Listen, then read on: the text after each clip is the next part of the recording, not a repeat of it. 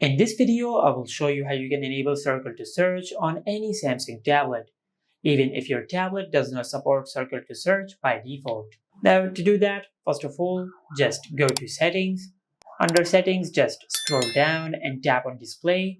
And under the Display settings, just tap on Navigation bar. And on this page, you will find the option for Circle to Search.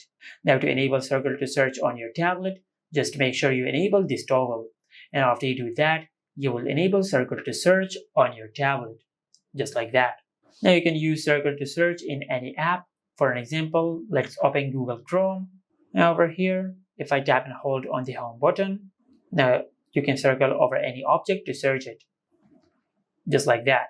But if your tablet does not support Circle to Search by default, then just follow the next method. For that, just open the Google Play Store.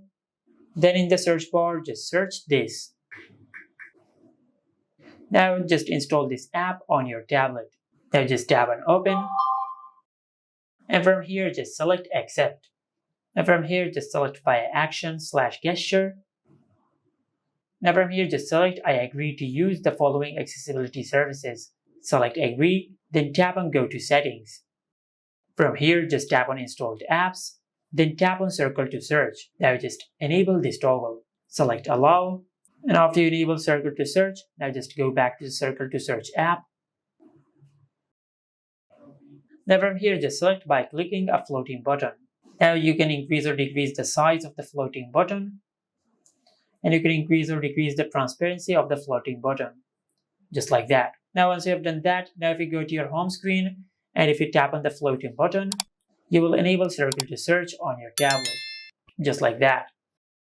Now you can use Circle to Search on your home screen, or you can open any app and you can tap on the floating button over here and you can use Circle to Search.